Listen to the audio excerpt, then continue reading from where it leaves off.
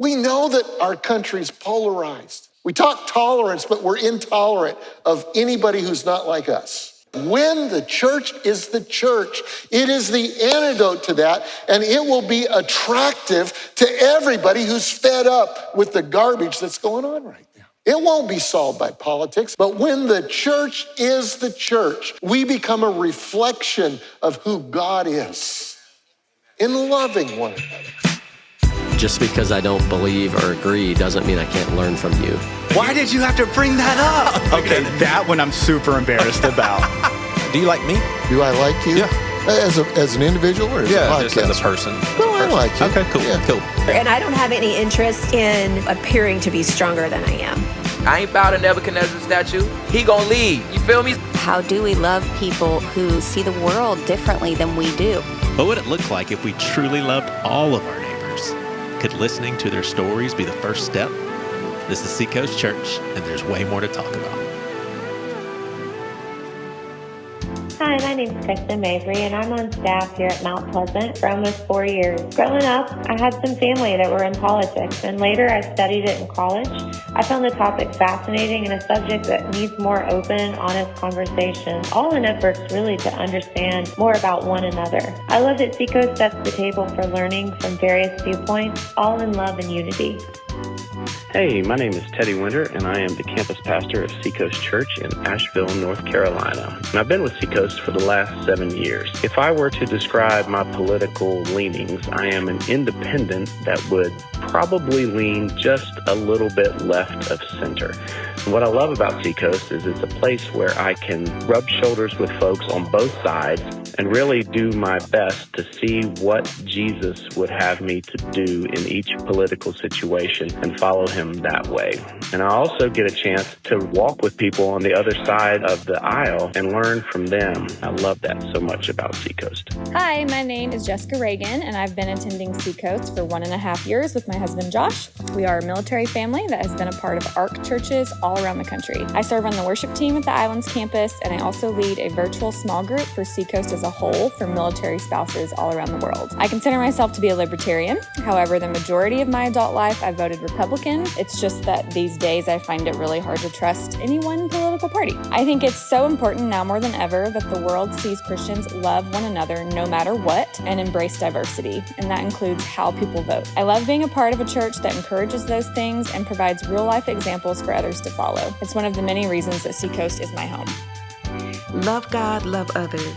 You'll hear this at many churches, including here with Seacoast folks, and we truly set out to do this. It's the main drive here, and we're always thinking and talking about how to do it better in our neighborhoods and all around the world. The tension between love and beliefs is tricky, especially when there's so much passion, conviction in one's particular outlook. But thank God, amongst the polarization, there's always people who, despite what side they found themselves on, are willing to try and love through the differences and set out to understand others. It's not always easy, but this is the territory we want to be in as a church because we believe this is what Jesus was and is all about. From the woman at the well to making friends and having dinner with the Pharisee to having the audacity to call a Samaritan good. To Jesus, it was never about position or affiliation of any kind other than the importance and opportunity of being free in the kingdom he's establishing. While we wait for this kingdom to come in its fullness, we're called to love everyone, including our enemies, including those we don't understand on the other political aisle.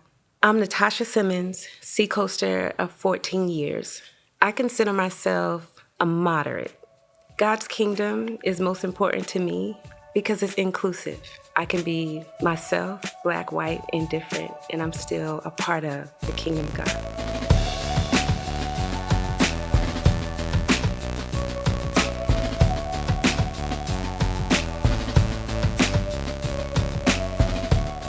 Hi, my name is Candace Schneider, and I have been going to Seacoast for 2.5 years. Currently, I'm on staff with Upper Elementary in the Mount Pleasant campus. My political affiliation is a mixed bag, but I would definitely consider myself more moderate. I lean more towards conservative values, but I make political decisions based on who I think is the best candidate and who's going to most line up with my beliefs. I would not say that I vote or adopt the beliefs of of one particular person because of their party affiliation. I really love being a part of the church, particularly Seacoast, because it really is an atmosphere of loving God and loving people first, regardless of what our viewpoints are, of our disagreements. The Bible, Christ, and loving each other is what matters most. My name is Joey Parks, and I've been going to Seacoast for just over a year. I serve as the custom leader at our Irmo campus, and I am politically a moderate. I've had a hard time defining my politics. I was a Republican growing up until just the last few years, and really don't focus on it too much. And that's the biggest thing I love about Seacoast, is that I'm glad we have lots of diversity where we can learn from people in different perspectives. We're not judged by our political beliefs here at Seacoast. Hey, my name is Luke Gaikwad, and I've been going to Seacoast for 6 years. I'm on staff at Seacoast as the Director of Technology. I was born and raised in India, and I moved to the US in 2012. I am a permanent resident, but not a citizen, so I am unable to vote. I don't have a political affiliation. I feel like there are pros and cons to both sides of the aisle, and I'm still learning about American politics. If I had to pick today, I'd say that I lean very slightly towards the right. I love that Seacoast is willing to have tough conversations and dive deeper, and that it all stems from wanting to love people and meet them where they're at. I'm glad that we value diverse opinions and choose to come together despite our differences, in politics or otherwise. We've got work to do, but we're on the right track. Let's keep moving. Hi, my name is Ryan Scott, and I am the campus pastor of Seacoast Online. Politically, I would describe myself as conservative, and by that I mean I am a constitutional originalist, small government family man who believes in free market economics and that government should stay out of the way. That people were meant to live free, but to do so they must be a moral people, and morality is found through the teachings of the Christian faith. What I love about Seacoast is that our pastor and leadership have always made clear that politics is not our mission, and that humility is always best. I can be passionate about my beliefs and yet be open to the idea that I might be wrong, and that I can learn from others who disagree with me. Our mission is to point people to God and to partner with Him in redeeming all things. That means that we have people of all political persuasions in our church, and while we don't shy away from difficult topics, we don't go picking fights either. Despite disagreements on important issues, we can still have unity as followers of Jesus through His love within us and as a people who are pursuing Him most of all. Hi, I'm Sandy Stafford. I grew up in a Democratic household, but I really didn't become fervent Democrat till I was in college in the women's movement, and I'm a true feminist. I've been a part of Seacoast for 14 years, and after everything that I've gone through, especially with conflicts between belief systems within the church, the kingdom of God is the most important for all of us, and we work as a family and to carry a message. And now here's our lead pastor, Josh Surratt, to talk about the least controversial topic a pastor can ever talk about, politics. By the way, make sure you listen all the way until the end of this episode. We have our first installment of Meet the Family when Joey talks to one of our campus pastors about a significant struggle he's had since childhood. I don't want to get you in trouble because I know things are very polarized, but I just want to get things kind of going. So I'm going to ask you 2 questions just to get you in the swing of things. Right? Okay. All right, I don't believe you, but all that's right. okay. Yeah, 2 easy questions. The first one is, who do you like better, Obama or Trump?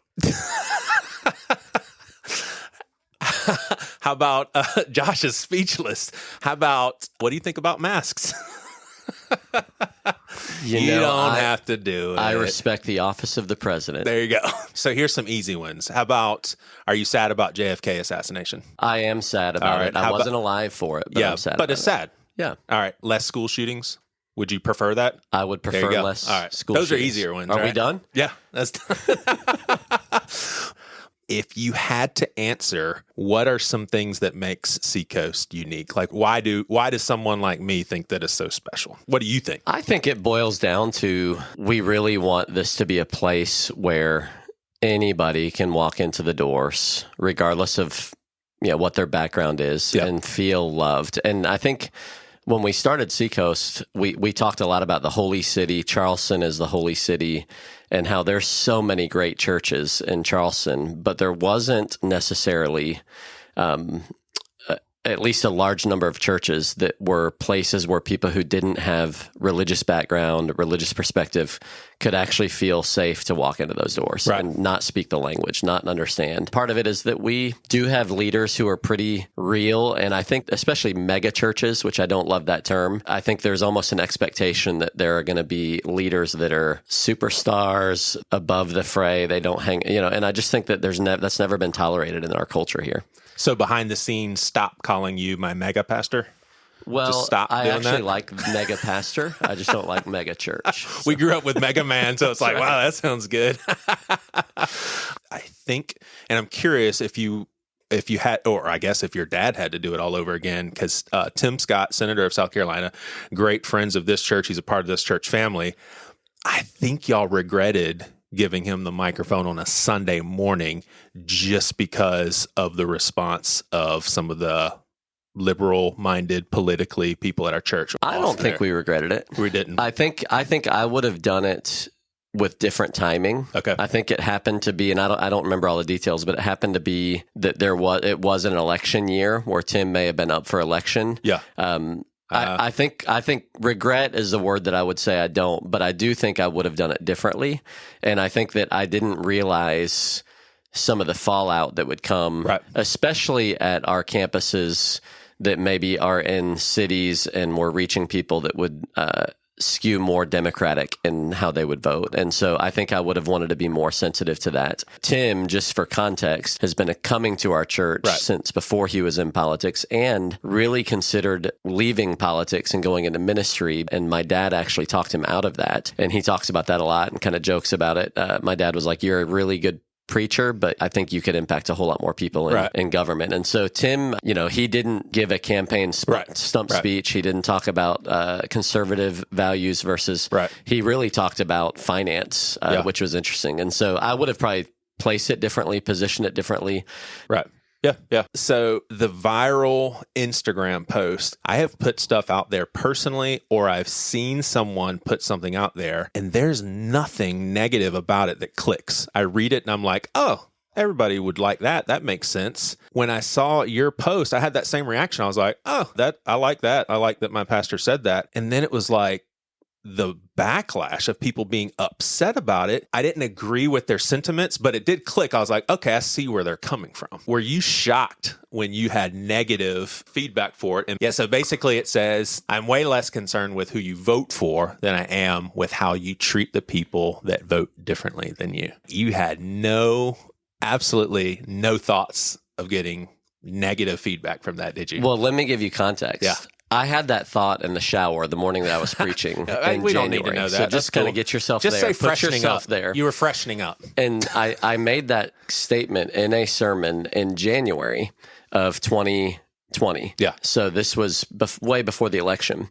And I got like a standing ovation when I said it in the church. It kind of hung out. And when it came election time, it went viral. It went like semi-viral earlier in the year. And what was interesting for me is just how different people's headspace was in October of 2020 versus even January of 2020, where that statement, I think, for the 32-year history of our church would have been something that 99% of our church would rally around and go, I get it. We want to be a church that reaches people on both sides. And so I think what surprised me about it was how quickly things have changed in our culture. And frankly, it's really easy to take a stand and say, get up. And I'm happy to. I want to tell you, and we can get into this if you want to. I love politics. I have political opinions. You can be on this podcast anytime you want to talk about anything you want to talk Thanks about. for having me as a guest, man. That means a lot. But I have strong opinions. I have strong opinions about politics. But I think it's really easy to stand up and say what you believe about politics or any issue. It's a lot harder, but it's the gospel to actually love people who are very different than you. It did surprise me. I think it showed me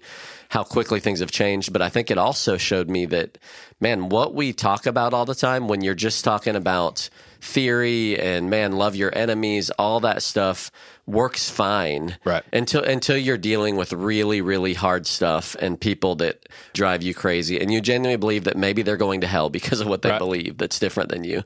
Then it gets harder to live this stuff out and to really love people who are different than you are. I'm not letting anything slide here, Pastor Josh. If you are in a plane, and first, do you like talking to people on planes? I always try to avoid it. Always. I try to avoid it, but if I sense that there's an openness or an opportunity, I'm not going to like bury myself in my headphones. And yeah. So you're better than me. I'm just old and grumpy. I'm like, I don't want any opportunities or I'm just kidding. But it comes up that you're a pastor, you know, you guys are bantering back and forth. And then he's just like, so pastor in the South, what are your politics? Where do you go with someone that you don't know? No one's going to hear until now. They'll hear it. But I would just say I'm with Jesus, and he was a Republican. And so I'm just going to kind of listen, I view my job, and this isn't even as a pastor, but I think as a Christ follower, is to be a bridge. Wherever you are, wherever your perspective is, to try to build a bridge between that place and Christ is really what I view myself as. And so I had a guy actually ask me that exact question.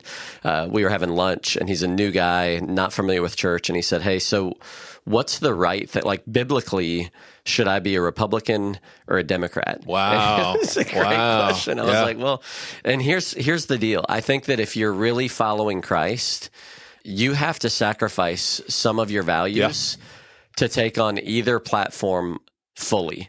And so I would say I love politics. I lean conservative. I'm not afraid to say that.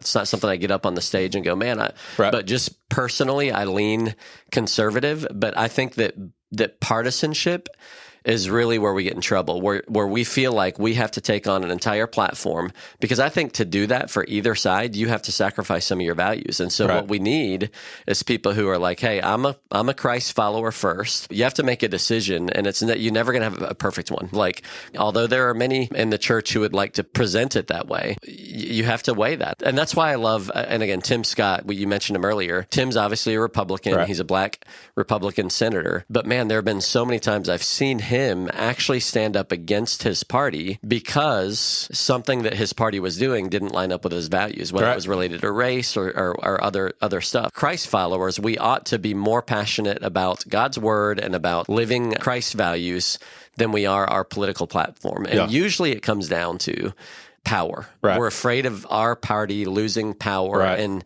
my life has not been drastically better or worse based on who is in the White House. I'm 42 years old, and I definitely have preferences. I definitely feel like there are some times that we've had to work through hard things because of government. I'm not saying it's inconsequential, but the way my family functions, the way my kids experience joy, none of that's been impacted by the person in the White House. But I think that there's a lot of money in elections, and every election is the most important one in history. It's how they raise their money. And so I think that we have to be willing to stay above the fray on that stuff and go, you know what? They're important, but they're not the most important thing.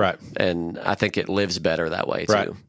And I always mix up my sayings. Is it the elephant in the room? Sometimes I say the white elephant. It's the elephant in the room. It's the elephant in the room. Which is also the GOP. So I see you I see where you're going.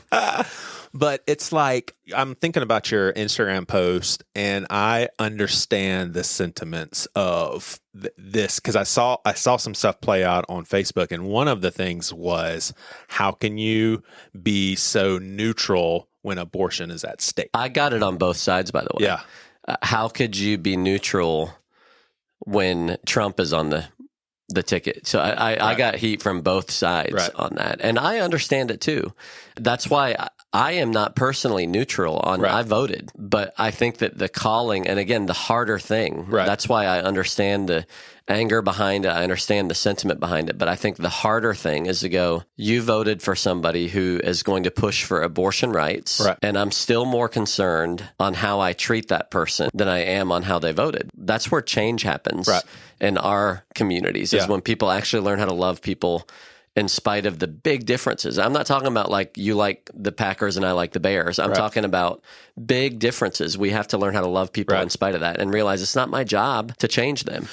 I personally think once we cross that line where we actually don't resonate with your Instagram account, once we cross that line, I personally, in my simple-mindedness, I see that person is accidentally putting a different kingdom before God's kingdom. The very thing that we are supposed to, the clearest thing in the Bible is love everybody, even your enemies. It just doesn't leave any room for someone to be mad that you basically want people to treat other people with love. And I think that's the most frustrating thing about this season for me, and I'm super glad that there's tons of pastors on staff here that will say this, is the church has been an embarrassment. It just has. Like, and I'm not saying we as in Seacoast, like capital C church, is like people are so mean to each other. Yeah. It's just unbelievable. I mean, I literally had someone reach out and say, I just had a friend DM me on Facebook, said that I was a despicable person. Basically, this person was a supporter of the wrong guy. And so she was reached out to and from a friend and called despicable. Why are you even on Facebook? That's when we've just lost sight of what's important in life. And that's why one of my favorite things we did at an all-staff meeting at Seacoast is we brought in, for an afternoon session, we brought in Tim Scott and a guy named Anton Gunn. And the two of them were in the South Carolina State House together. They became friends there. Anton is a Democrat, actually helped Obama write the Obamacare healthcare package. And Tim Scott at the time was fighting very hard to dismantle Obamacare. It was right after Trump became president. And so they were trying to undo what Anton had done. And they're very good friends. And so we had them up on stage together and talked about how to disagree and still love each other. And so that's where, for me, we've sort of lost that in our culture, especially with social media. Like your example of your friend, to sit and hear two guys who vehemently disagree with each other on how to get where the country needs to go, but that will look in each other's eyes and say, I love you. I think you're a Christian. I think that you're doing the best that you can. We just disagree on how to get to where we want to go. And I feel like that would make a much bigger statement to the world if more Christians lived like that. Than if we just got louder and louder and louder about what we believe and what we're against, why our way is the right way or God's way. I'm hopeful that we can get back to that place, but it certainly doesn't look like it's going to happen without a lot of concerted effort on the church's part. You get hurt through all of this. You think of 2020, 2021. Did you get hurt by people in the church that you pastor? So yes, I have been hurt in this season. And I think the hardest part for me was feeling misunderstood. I mentioned earlier that I tend to lean center right. I'm conservative just based on how I voted. I don't talk about that from the platform, but I had people that thought that I was just this flaming liberal. I had people that thought I was on the other side. And here's the thing. I think people had a filter, many filters really, through race, through politics. If I didn't line up exactly with them, they thought that I was the exact opposite or the enemy. And it was like, man, no, we're more alike than you would have thought on either side of it. Bottom line for me is this.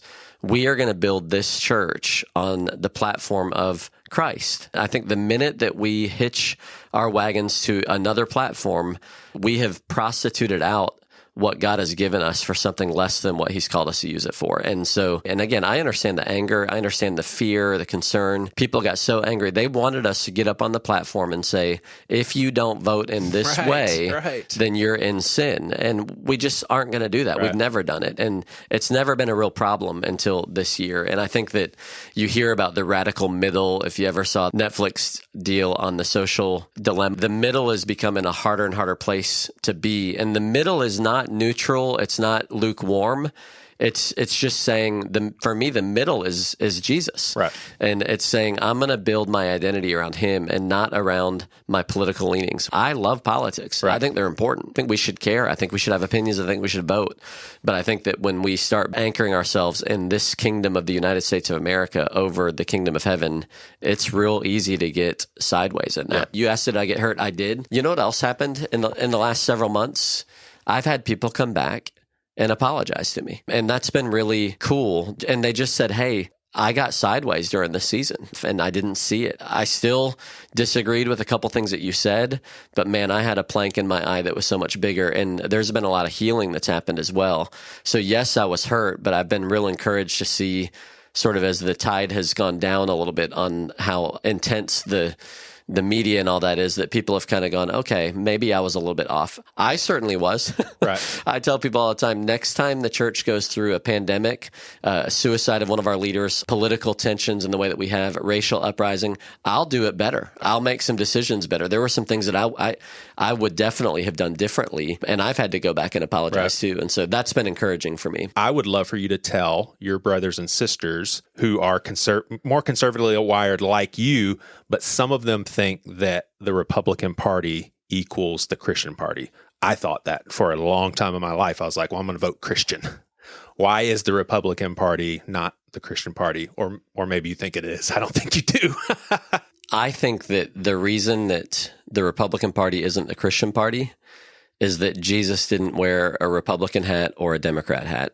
And honestly, Jesus lived in even more divisive political times than we are right now. And he continued to think above where most people were. Yeah, Jesus has a red hat that says, make the universe great again. Make the universe great again. Give me one of those.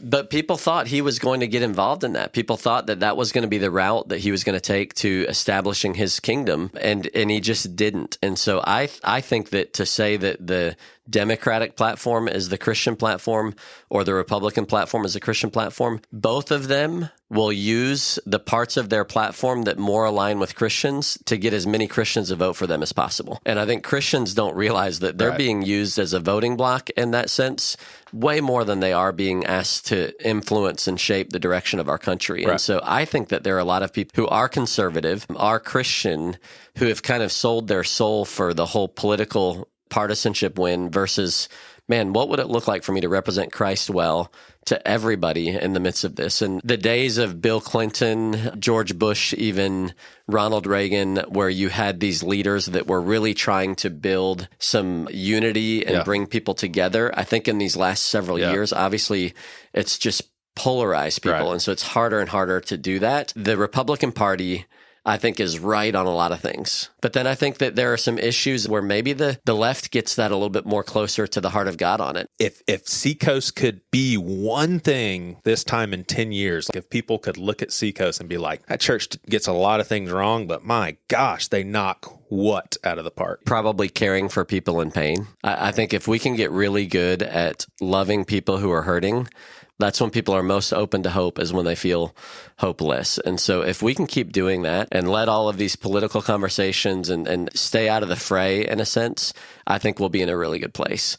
I think people don't realize that for every Tim Scott or other Republican figure that's in our church, we've got a bunch of them that are Democrats that attend our church, that love Jesus, that I've spent time with, that I've gone up to DC and spent time with. And so I think that if we can be a church that is elevating the name of Jesus above anything else, it's going to be attractive to everybody. I mean, obviously the world will hate some of us if they're anti-Christ, but if we're going to lift up Jesus' name, there are going to be Republicans that love Seacoast, there are going to be Democrats that love Seacoast, because that's what people are searching for. That's the only thing. He's the living water that is going to satisfy and make you never thirst again. And so if we can keep that the main thing, I think we'll be okay in 10 years. This is strictly opinions, people. You have to think about it. I'm asking Josh opinions of factual information. It's not political. Does Trump run again? Yes or no? Just out of curiosity, do you think he runs again? I think he probably does. Does Biden run again? I think he probably does. The $1 million question: who's our next president for the next 4 years? Listen, we got a little while to go. There's a lot in Scripture about false prophets, and I don't want to be one. So just opinion. You didn't write a book on this. Just opinion. I'm going to go with. We love having you as a listener. If you're enjoying the show, we'd love to hear from you. Find us in the show notes and reach out. If you really want to outdo yourself, give us a shout out by rating us on iTunes. And make sure you subscribe so you don't miss the next episode, which just so happens to be an interview with the Grammy Award-winning hip-hop artist Lecrae, who we mostly have on the show to learn from his lessons he wrote about in his book. But a lot of us do love hip-hop around here. Be blessed.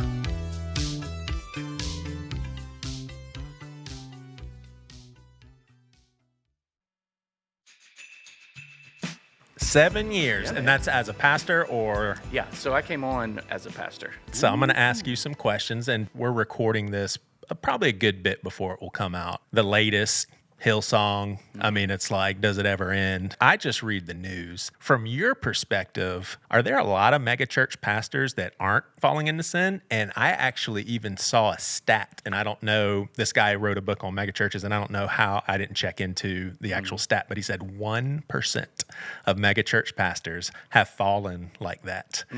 Some of those people are famous, but a lot of them we've never heard of, and I wonder if that's part of the reason they have not fallen, because they're not treated like celebrities. Absolutely. Some of it's going to be natural because that's just how people are. Yeah. But the church or the pastor can decide, are we going to milk this or are we going to resist it? Do we resist it? Do we milk it? Are we somewhere in the middle? I think we resist it. I have the privilege of working at pastoring campus that's 4 hours from here. I have had our pastors, founding pastor, lead pastor, show up, and they don't give you a heads up. And it's not because they're sneaking in to try and catch you on some. They just don't want any treatment. They just want to show up, come hang out, worship, meet the people. That, for me, shows the heart behind it. We're not expecting anything. They don't come in like, "Where can I have your office? I need to make a phone call." They don't come in asking for the platform. Matter of fact, if you happen to see them and like, "Hey, you want to say something?" Right. No, I'm good. Usually You're doing no. great. And it's there's an encouragement too. You're doing a great job. I don't want to do anything. I think we resist that pretty well. Yeah, I think so too. And I don't have any megachurch experience outside of Seacoast. I've been here for 20 years and on staff for like 17 of them.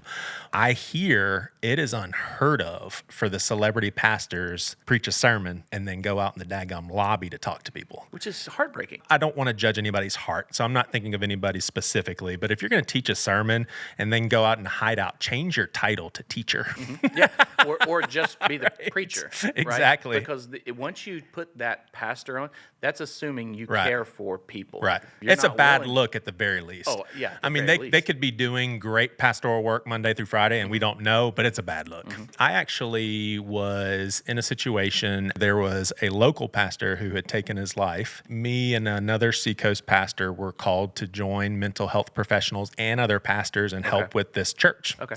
I mean, everybody was super raw. Some people were speaking up, and I'll never forget this one lady said something along the lines of, "Our pastor let us down. How could he do this?" And she's crying, and it's super, super heartfelt, and it's breaking everybody's hearts. Well, this priest basically speaks up, and listen to what she said, Teddy. She said, "You can't think that way. He didn't let you down. You have to realize the position that pastors are in. We can't talk to any of you about what's going on." And she didn't say that in a bad way. She literally said, "I would never open up to people that I pastor." I don't even know how to pastor that way. Yeah, no, I could say I would have a lot of friends that pastor that would say the same thing. Like I don't have people in my congregation I trust. I think there's part of that is the way the churches are led. You know, they can't open up about a struggle because that means said deacon or elder is like, "Oh, well, now I got some dirt and I was, push him out." And I think that's probably maybe part of it, but I can't imagine what that would be like. With the fact that I don't have knowledge of other mega churches, I want to make this, what we're doing right now, into a segment because, like a reoccurring, it sounds like what we have here is uncommon. Yeah. And the fact that you're getting on a podcast that's going to be listened to by thousands, you're pastoring one of the campuses. So for lack of better words, one of the main pastors here, and you are sharing to anyone at Seacoast will have access to this, and you're sharing stuff about yourself. I don't think that's normal. That's heartbreaking. Now, I think churches would say, "Teddy, be open, talk to me. I'm your boss. I'm here for you," or other peers. Now, do you feel on staff here? You're obviously, this is your income. This is your vocation. Do you feel like there's someone, and not a peer and not someone that you're technically in a leadership position of, but an actual superior on paper, they could tell you what to do? Do you have one of those guys or ladies at this church that you think you could tell them anything? Not something that you broke the law and then it's on us to do something, but do you think that there's someone here that you could tell almost anything vulnerable to and be safe and not worry about the repercussions? There's at least 5 that I can feel comfortable. Just would feel comfortable with. Our culture is so unique that there's just a support and a love, and there's a belief that we're all jacked up. Like, and there isn't one of us in here that's killing. So when you're coming in with that kind of an understanding, I think we all get a pass to be open and honest. There's people that are knowing the things I've been wrestling through, and they could absolutely say, All right, find a new job. What you just said, that is official, factual stuff. You and I both know people on staff that have done stuff, and it has been, we love you, we want, I fall in that category. There's been a time where we love you, we'll walk you through this situation, but I didn't feel threatened. I didn't feel unloved, dehumanized. I felt like family being taken care of. Yeah. How's your wife? How's your marriage? Right. What are you wrestling Right. through? What can we help with? And maybe part of our special sauce is I can't wait to get back here, when I'm gone, and I want to be here. I don't know that there's a place that does it, which is heartbreaking too, because I've seen what that's done in my own life, what it's done in my own marriage, how it's helped me with my kids. I mean, we've got guys that are farther along than you and I are that have helped us with our teenagers. Have said, listen, this is a tough one, but it's going to be okay. When I went through my mental health crisis, dude, Priscilla was the one communicating to people. And dude, I'm telling you, I mean, she was told, you're not going to lose your house.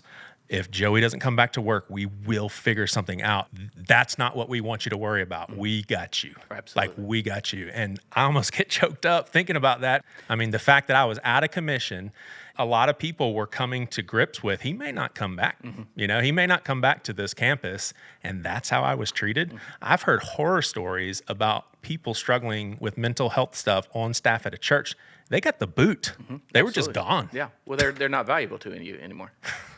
They're and it's heartbreaking. And we're not talking about legal things. Right. We're not Obviously. talking- Josh, I have a shoplifting problem. I'm going to continue it, but I'm working on it. Yeah. No, that's not what we're talking about.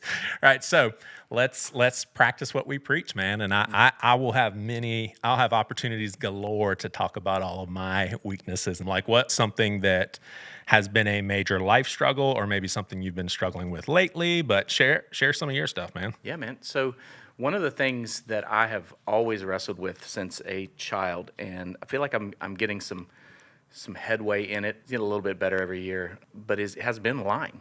And I'm talking about anything, like lying about absolutely anything. My mom would say, hey, here, you go get some cookies. Make sure you get 4 of them. Come back with 2. And she's like, did you get 4? And I said, yes. It just like, and instead of like, I had perfect permission to do it, but there was something in me that said, don't tell the truth about this. And it was something that I have struggled with since day one. Yeah. And I haven't ever gotten complete freedom from, but I've gotten better at it. I mean, it's to the point, like even today, we live up in Asheville, North Carolina, and my wife will say, hey, did you have a good trip? Where did you eat for lunch? And I have to check myself to tell her the truth. Yeah. And I have permission to eat at, we went to Azul. Ruth's Chris Steakhouse on the way. We went to a place in Park Circle, but I have to check my heart to say, it's okay to tell the truth. I don't know why. I don't know where that's come from, but that, Joey, is all the time for me. And it's gotten better. You don't mess up your car and then come home and say someone did this when you did it. Like it's not big things. It's just little convenient things. Yeah, and that's the thing.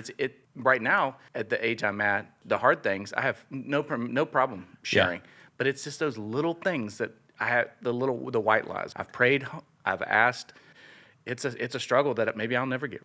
Greatly appreciate that you share that. I would imagine there's probably a lot of people like that. Ain't saying anything about it.